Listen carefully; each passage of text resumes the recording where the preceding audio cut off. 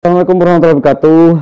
Ketemu lagi di channel Padi Perang Sosial ya. Dan hari ini kawan spesial buat kawan-kawan ya. Kita ada kedatangan tamu ya, yang dari ujung utara ya, Provinsi Maluku.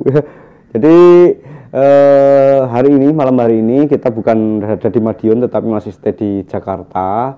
Dan kita ada kantor di sini juga, dan ada beberapa kegiatan yang beberapa hari ini setelah ke Aceh, ke Bangka, kemudian balik lagi ke Jakarta. Dan hari ini beliau dari Kepulauan Maluku, kemudian terbang ke Surabaya, kemudian ke Madiun, dan hari ini nyusul ke sini ya untuk bertemu saya ya, dan kemudian besok mungkin balik lagi ke Surabaya. Ya, kita perkenalkan siapa beliau, tujuannya apa sih Pak untuk Porang, kenapa tertarik di Porang, kemudian jauh-jauh dari Pulau Maluku sampai Pulau Buru sampai ke Madiun. Apa yang Bapak membuat terinspirasi atau termotivasi untuk menanam porang itu, Pak?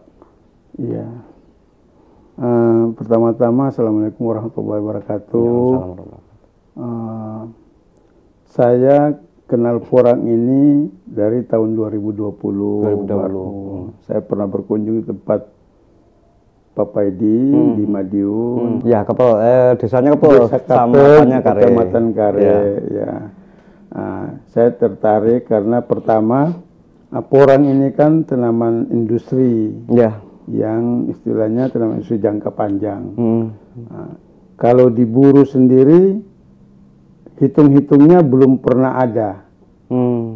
Bahkan untuk Provinsi Maluku seluruhnya mungkin ada, tapi belum pernah kerjasama dengan PT Paidindo Porang. Nah, saya mencoba untuk mengikuti langkah yang Pak Paidi sudah torehkan di Nusantara ini. Dari Sabang sampai Merauke, mungkin sampai di Papua juga, ya kan? Kalau Merauke belum. Ya, Sabang, Papua sudah tahu, Papua sudah. Papua kita belum kesana sih Pak. Belum. Ya, mungkin intinya sampai di Maluku dulu lah. Ya kan, NTT sudah, Maluku. Maluku kami ini, saya akan mencoba budidaya porang ini, saya akan kembangkan di Kabupaten Buru. Ya, Kabupaten Buru ini punya luas 1,5 Pulau Bali. Penduduknya masih sedikit, saya untuk lahannya cukup luas. Memang peluang besar untuk kita bisa kembangkan porang. Ya, kemudian untuk anunya Pak, di sana itu kalau di Jawa sih musimnya, di Jawa itu kan di bulan Maret sampai dengan September itu kan musim kemarau Pak. Kemudian September, Oktober itu mulai musim penghujan hingga sampai dengan Maret lagi. Nah, apakah di sana itu musimnya seperti itu, atau mungkin sama kayak di daerah lain, Medan, Kalimantan seperti itu? Ya, kalau di Maluku ini, karena ini kan pulaunya istilahnya banyak sekali, yaitu bisa 1.000 pulau lebih di Maluku. Pulau. Besarnya pulaunya cuma 2, tapi banyak pulau terpisah. Jadi yang terbesar tuh lautan. Pulau besar, Pulau Buru 1, dan keduanya Pulau Seram. Berarti kebanyakan nelayan Pak mungkin ya? Nelayan. Cuma tetap nelayan juga, kalau musim ombak mereka jadi petani. Kan? Tapi yang nanti kita kembangkan di wilayah Wayapu, di Pulau Buru itu yang sudah ada pertanian sawah, palawija, bahkan ada kebun karet. Nah, ini porang kita akan coba di sana. Gitu. Masalah hujan, curah hujan itu, kalau daerah Wayapu itu lebih banyak hujan dibanding dengan kota kabupaten di Namlea. Gitu. Sampai sekarang itu hujan ya, istilahnya tidak tiap hari, tapi ada waktu. Maka di sana itu sawah, daerah perkebunan cukup subur ya, karena ada. Ya. Kemudian tahun 2020 itu ya, itu pertama kali itu Bapak pernah membawa bibit porang ke sana untuk ditanam atau belum pernah? Belum. Saya baru belajar di tahun 2020 di PT Paidindo Porang. Belajar tapi belum untuk menanam tadi belum ya. Kan mengingat keterbatasan dana. Mungkin 1 biji 2 biji waktu itu Pak? ada yang pernah bawa, tapi itu mereka beli kalau nggak salah di Surabaya. Saya sudah survei di daerah Buru bagian pantai utara. Tidak banyak ya? Ya, itu di daerah Air Buaya itu cuma mereka bukan petani, cuma ya iseng-iseng aja coba ya, gitu sangat tidak sampai ya berapa? 500 meter aja nggak cukup. Tapi itu pertumbuhannya gimana, Pak? Tumbuh, tidak dirawat aja tumbuh.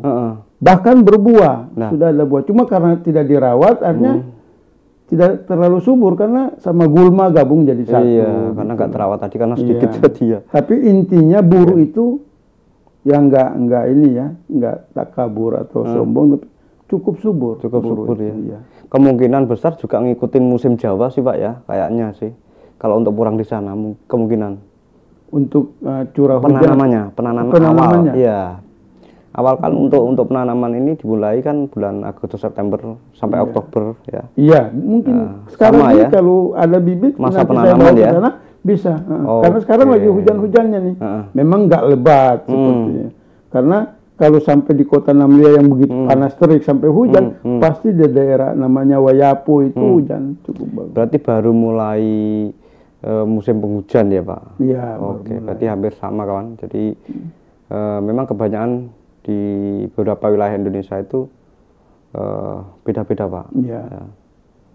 Tapi kalau di sana mudah-mudahan ya hampir sama lah kayak di Jawa. Saya setuju gini Pak. Jadi kalau untuk coba-coba saya malah gak setuju, tapi bahasanya kita ganti dengan, kita sepakat dengan kata mulai Pak.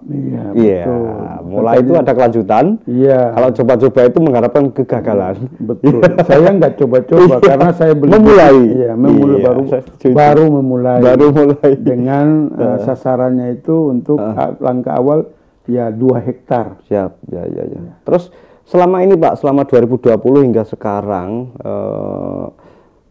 Bapak itu walaupun belum menanam, tetapi apakah mengamati perkembangan di dunia porang, Pak? Iya, saya mengamati untuk komoditi porang ini kan pada prinsipnya kan ini dari bahan baku makanan, terutama komoditi makanan ini sudah diuji coba sama yang saya pelajari, saya dengar dari UGM ya kan untuk bahan makanan.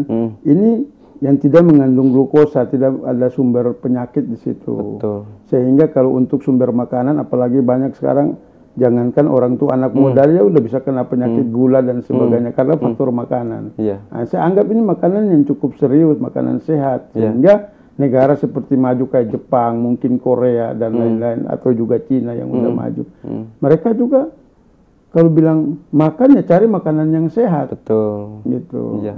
Itu memang harus itu digalakkan karena tubuh kita ini semakin banyak nutrisi-nutrisi yang mungkin terkontaminasi dengan kimia ya Pak. Terlalu banyak kimia tubuh kita. Jadi selama ini Pak sebelum Bapak mulai nanam, apakah itu pernah Bapak mungkin ada kata-kata kalau nanti porang jatuh gimana, terus harganya rendah gimana, itu apakah pernah ada yang mengatakan seperti itu Pak? Iya, kalau dari informasi ada yang begitu ya kan. Namanya makhluk hidup tuh pertama dari sumber penyakit. Ya. Pasti ada ya. Tapi kita perlu tahu bahwa namanya makhluk hidup, setiap makhluk hidup pasti ada hal-hal yang negatif. Betul. Seperti penyakit atau apa. Tapi porang ini beda dengan padi, beda dengan palawija yang harus kita tanam, dirawat. Kalau porang ini awalnya kan tanaman liar di hutan. Betul. Makhluk hidup yang tidak dirawat aja tumbuh apalagi dirawat. Jadi bagi saya termasuk tanaman yang cukup familiar, mudah menjanjikan untuk menjanjikan. Karena pangsa pasarnya kan sekarang ini sudah, kalau saya dengar-dengar informasi itu sampai Korea, bahkan ke Eropa.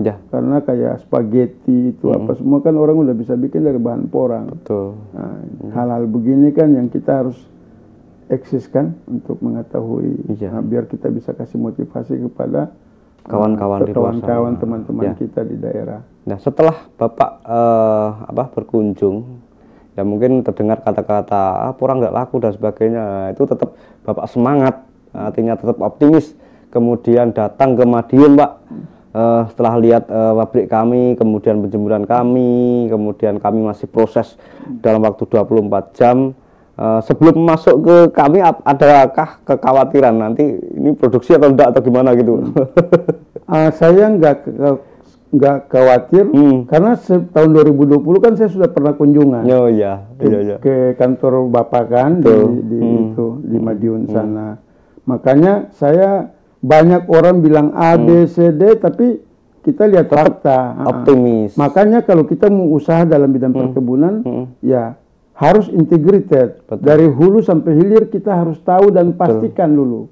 Karena saya pernah gagal waktu bikin kebun nilam. Ya, nilam. Bahkan saya ekspor tapi market nggak jelas.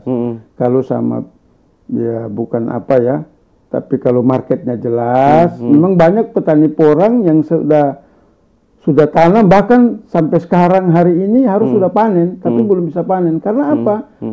Tidak, usahanya itu dibangun dengan nafsu saja, tidak dengan manajemen yang baik, sehingga harus ditata dulu semuanya. Maka tadi saya bilang hulu sampai hilir, ujungnya market. Tersistem. Ya, jangan nanti begitu panen baru cari market, itu bukan, itu namanya berkebun, bukan bikin perkebunan. Betul. Begitu. Ya, memang dari awal itu memang harus ketata pola-polanya dan manajemennya ya Pak. Jadi nanti bibitnya dari mana, kemudian jualnya kemana. Jadi semua ada konsekuensinya tersendiri. Jadi juga kita, karena tahun ini keterbatasan mesin karena satu unit baru maksimal 25 ton per hari. Kemudian ini sebenarnya kami ini menyiapkan 2 mesin ya Pak.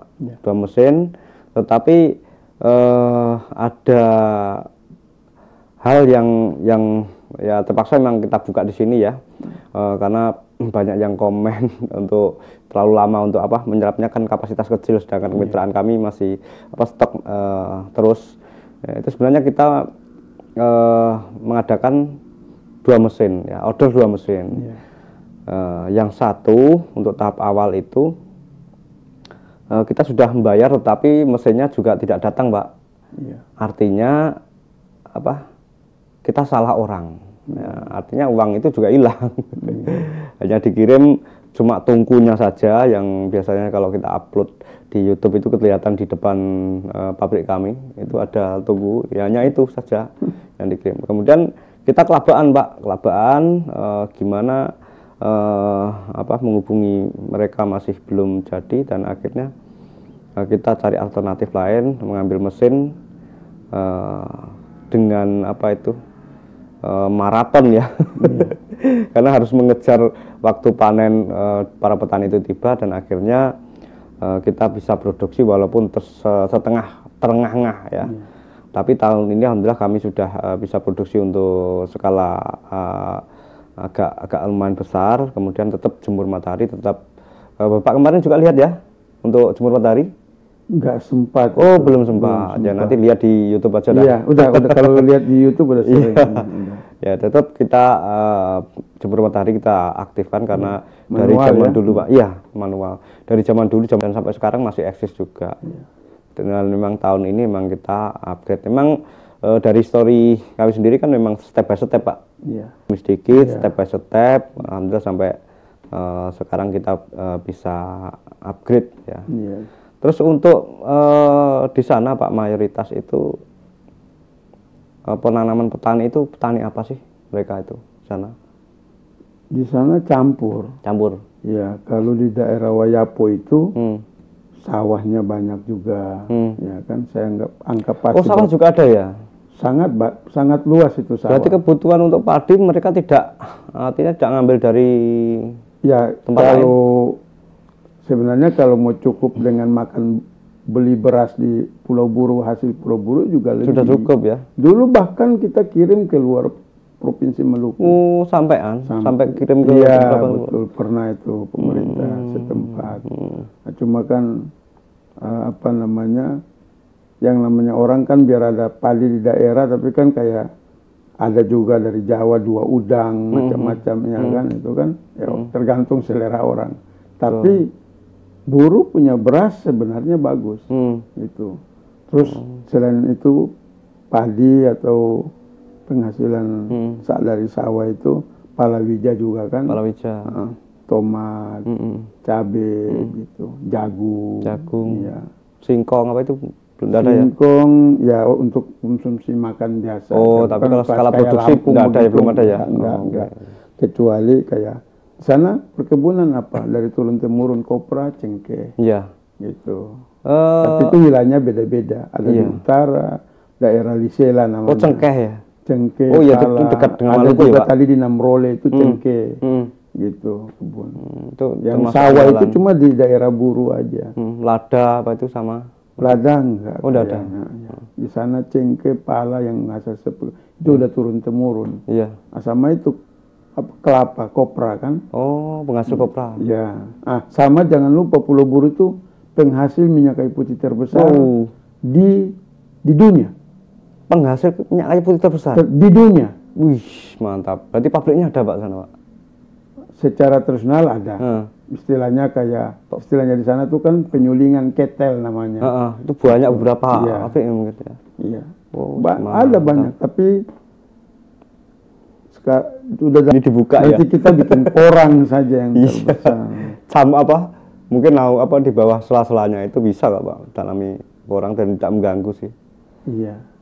Okay. Kemudian untuk yang luas wilayah, Pak, Pak tadi bilang kayak Pulau Bali ya, mungkin 2 kali lipatnya Pulau Bali mungkin. 1,5 Pulau Bali berapa Pulau Buru satu. Iya. Kenapa Pak tadi kan bilang cerita bahwa stay di Jakarta itu sudah lama ya, Pak. Kenapa ingin kembali ke daerah, Pak? Apa yang memotivasi Bapak sehingga bukankah nyaman tinggal di kota, kenapa kok pindah ke kampung halaman itu? Apa yang membuat Bapak motivasinya apa? Motivasinya adalah bagaimana kita kebetulan kesempatan terbuka di daerah sendiri untuk membuat usaha perkebunan ini kan, sehingga kita bisa mudah-mudahan bisa menciptakan lapangan kerja untuk keluarga dan banyak-banyak masyarakat di sana. Artinya juga ada misi sosialnya, Pak ya, iya, pengen mengembangkan masyarakat bisa menyerap tenaga kerja di situ. Targetnya, Pak, untuk tahun 2023 atau ke depan itu dari pihak pemerintah ataupun dari masyarakat, gimana Bapak itu cara mengelola itu? Bapak sekarang kan punya petani ya, atau kelompok tani ya? Kelompok tani. Ya. Langkah apa, Pak, ke depan untuk mengajak mereka itu atau meyakinkan mereka itu tanam porang, atau harapan dari pemerintah bagaimana mungkin seperti itu? Ya, memang sekarang ini pemerintah juga belum terlalu familiar dengan ini, tapi dengan adanya saya bikin kelompok tani khususnya porang, nah saya sudah ajukan proposal, maka dengan begini kan pemerintah sudah mulai mengetahui, ya kan, karena ada tanggapan. Harapannya juga support ya, Pak. Iya, mungkin mudah-mudahan ke depannya begitu kita bisa jalan 1 hektar atau 2 hektar awal ini, dan bisa Bapak Edi juga bisa bantu kita untuk menerima hasil panen kita sesuai menjadi off-taker, Pak, kan? Ya, itu kan berarti berikan kesempatan kepada masyarakat buruh bisa melihat, ya kan, ada potensi, karena ini kan lahan di Pulau Buru itu masih banyak kalau memang tidak digunakan oleh tanaman-tanaman yang efektif ya, yang punya pangsa pasar. Apalagi ini kan porang ini dibutuhkan di dunia ini sudah 80%, ya kan. Nah, selama ini, Pak, mau ditanami apa itu yang lahan yang belum tersentuh itu oleh masyarakat, oleh apa itu belum ditanami, belum digarap? Ada yang belum tanam apa-apa, tumbuh pohon-pohon semak saja, semak ya. Semak, ada pohon-pohon lah. Kalau bilang hutan besar kan, kalau sampai di gunung itu kan, kita sana itu kan penghasil meranti merah terbanyak, ya kan. Tapi kalau yang masih itu di gunung jauh kan perusahaan-perusahaan kayu. Tapi kalau yang di bawah ini ya itu coklat, cengkeh, pala gitu. Kalau porang memang terutama masyarakat buruh itu belum familiar karena memang dari pemerintah daerah sendiri belum sosialisasi. Ini kan saya mencoba bikin usaha perkebunan porang ini dengan kelompok saya. Semoga kedepannya kalau sudah berjalan lancar, insya Allah mungkin pemerintah akan bisa mendukung, mensupport dengan mungkin dari DPRD setempat juga itu. Jadi baik eksekutif maupun legislatif bisa mendukung masyarakat untuk usaha porang ini. Untuk satu kabupaten tadi itu terpisah dari pulau satu ke pulau lain. Nah, selain pulau itu, kalau Pulau Buru satu. Satu ya, satu. Kalau Provinsi Maluku itu bisa dikatakan 1000 pulau. Nah, bukan pulau 1000 kayak di Jakarta sini kan? Kebalik ya? Kebalik. Bukan 1000 pulau tapi pulau 1000. Kebalik. Bukan pulau 1000 tapi 1000 pulau. 1000 pulau. Kalau Maluku dikenal sama saya. Pernah Bapak survei untuk pulau-pulau tersebut itu apakah layak untuk ditanami juga, Pak? Layak ya? Di Maluku itu layak. Kota Ambon aja. Di Kota Ambon sebagai ibu kota provinsi itu. Daerah kayak daerah Taino, daerah selama itu ada lahan, tanahnya subur-subur. Persoalannya kalau kita mau tanam kan kita lahan siapa punya, kita bisa kerjasama atau tidak kan? Kalau bilang subur dan layak. Saya udah survei kok. Oke Pak, baik. Mungkin sudah malam dan kita sudah mulai ngantuk. Mudah-mudahan dengan hadirnya Bapak di sana memberikan perubahan untuk para petani dengan adanya komoditas porang yang Bapak kenalkan, yang Bapak usung ke sana jauh-jauh dari Pulau Buru ke Madiun ya. Tidak lain tidak bukan itu hanya untuk pengennya mesejahterakan masyarakat ya, memperkenalkan komoditas ini, berharap mereka juga ingin mengikuti jejak Bapak sehingga porang bisa dikembangkan di sana. Amin. Dan bisa merambah ke beberapa wilayah daerah sana. Provinsi Maluku ya. Oke. Mudah-mudahan lancar untuk Bapaknya dan selamat sampai tujuan untuk pulang ke daerah. Amin. Dan insya Allah kita kapan-kapan kita akan berkunjung balik Pak di sana. Terima kasih. Ya mohon maaf ketemunya di sini tidak di Madiun karena kita ada kegiatan full Pak. Iya. Ini juga dari Aceh belum pulang ya. Oke kawan, demikian kita bincang-bincang dari Pak Tamrin ya malam hari ini, dan kita sambung di video selanjutnya. Kalau ada salah kata saya mohon maaf. Tetap semangat dan salam dahsyat Indonesia.